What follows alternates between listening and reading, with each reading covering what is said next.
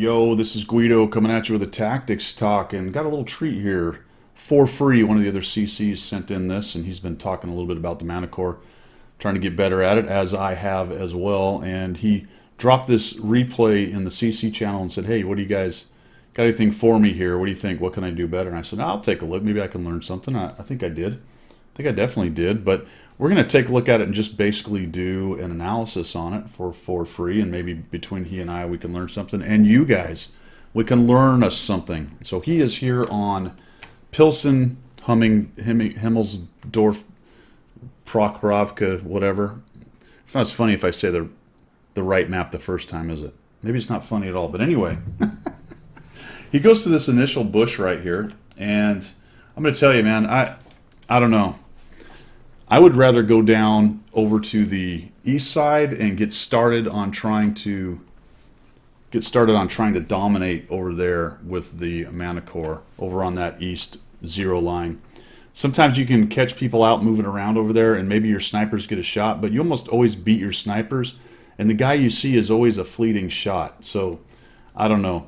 Also, let's take a look at the setup. He's running food, which is probably the right answer, especially if he's trying to 3-mark or 2-mark or whatever. But he's got binoculars. I sort of got rid of the binoculars on this thing, man. I mean, I know what you're doing, but what I'm running is the CVS. I've got the exhaust to add to my sneakiness, so they do not underestimate my sneakiness. And then the CVS and optics is what I've got set up. I like the binoculars because they have that burn through when you stop, but if you're running the CVS and optics and you've got the exhaust system for stealthiness, you can get really close to people in the Manicore and burn through anyway, and then you don't have to worry about doing too much with the binoculars right there.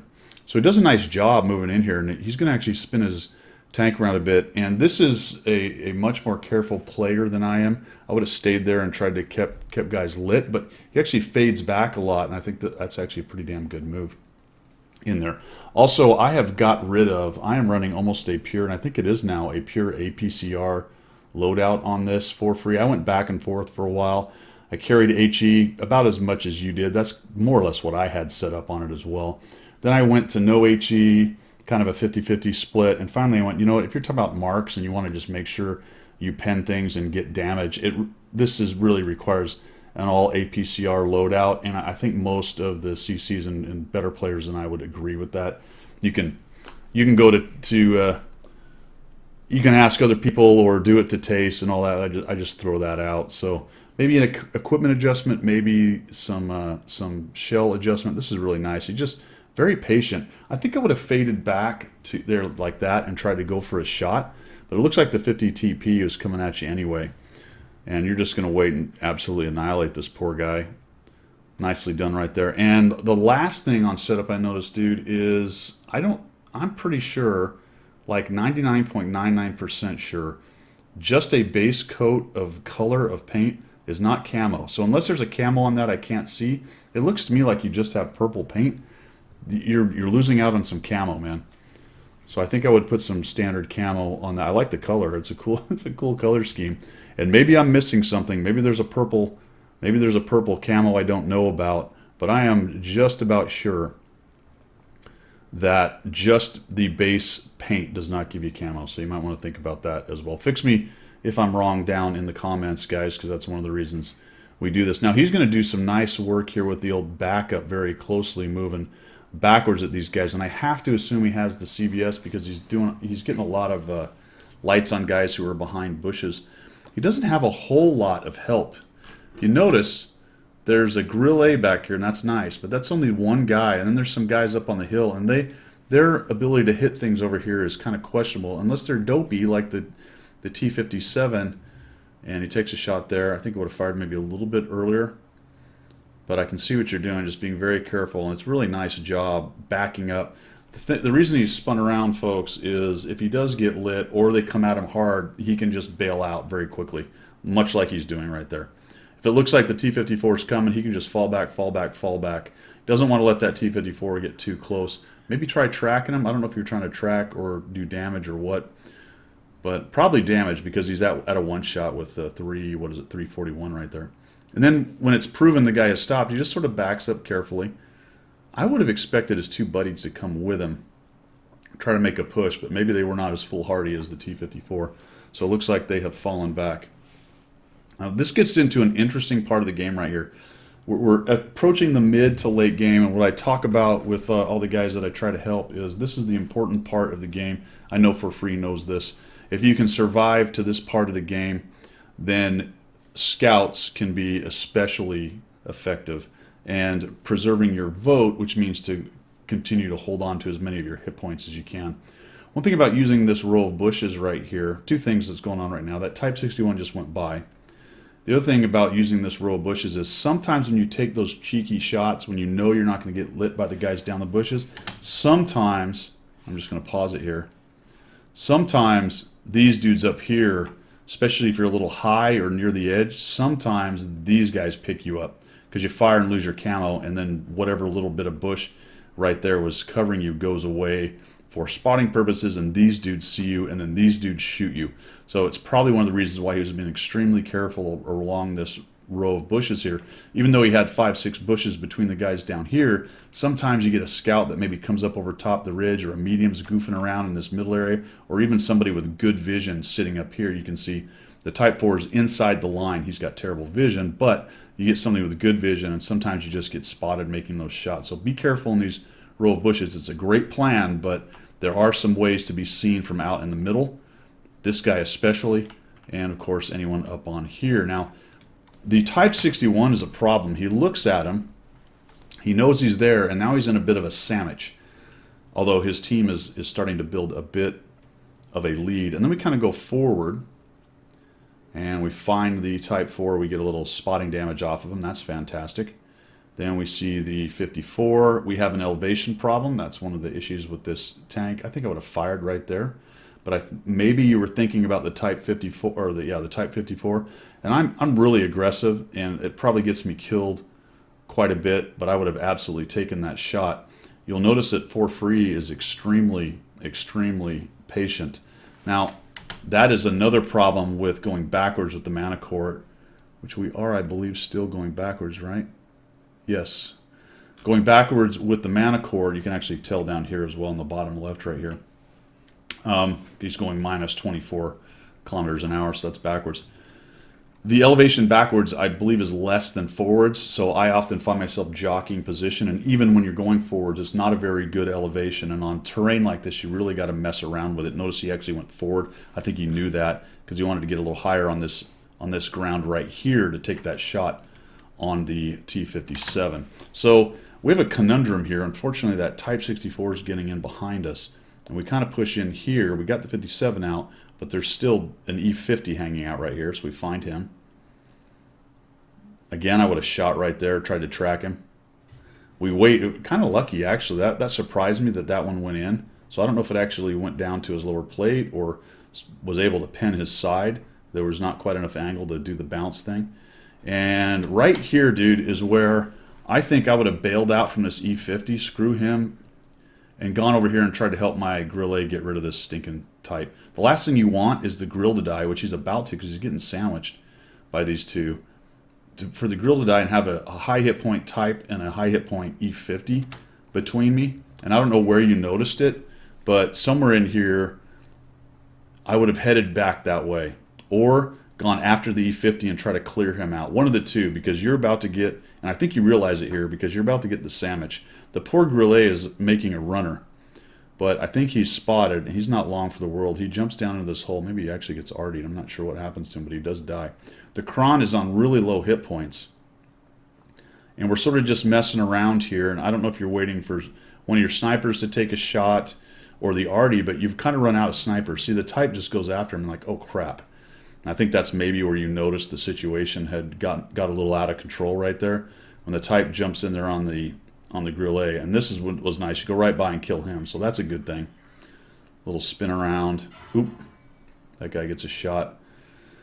And the Kron, thank goodness, didn't get seen. We're going to come in here. This is actually a nice sequence right here. I think I would have been tempted to charge in there and try to kill him. I like the way you do him, though, because he takes 2 hits. You take that nice little shot right there. And now he's bumming because he can't see you. And he knows he has to charge you to try to find you. He's pretty screwed. I would have gone back forward into the bushes. Boom. But you kill him, so fantastic. You avoid completely. All right. You asked how to do better. A lot of that's very small stuff, little things to think about, and you can let me know down in the comments whether I was off base on what I was thinking that you were thinking. That's the issue with doing this one way, is you probably had a lot of other things in your brain potentially there, or were busy with other things, and I'm just stating the obvious. But this is the part of the game, you know, when you ask the question, how can I do better, there's always little steps along the way till you get here, and then there's the what do you do from there kind of idea. So a lot of times people send me a video and say, how can I do better? And I get to this point and I say, well, there's about 3 or 4 really critical things in the past. I don't think you could have squeezed too much more damage out of that. If you had been a little more aggressive on shots in a couple of cases, you would have had the damage and not the assist damage, and that's worth more to you overall.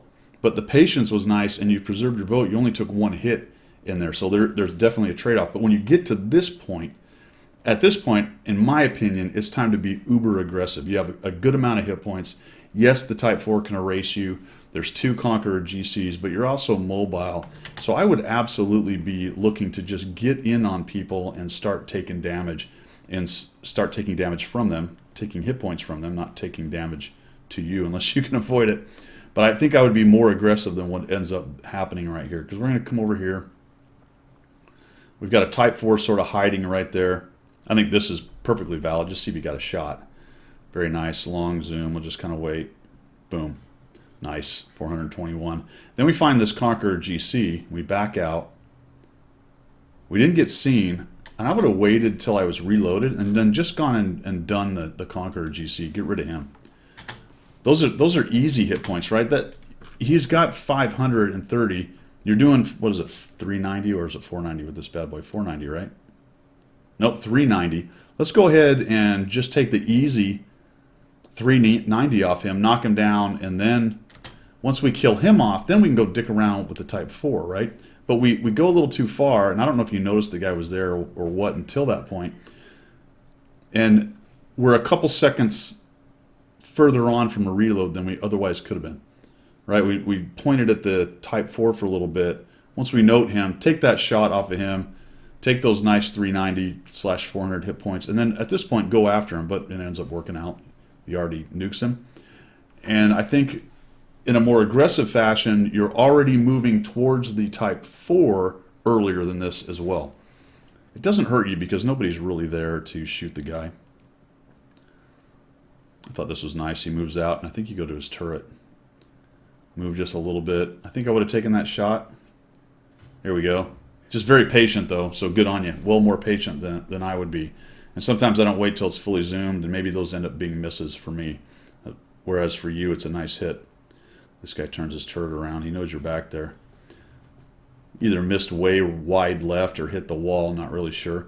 So again, in the aggressive vein, I think I go over here. Right? I want to get away from the edge of the building. I want a nice side shot. He's not going to see me. He hasn't seen me yet.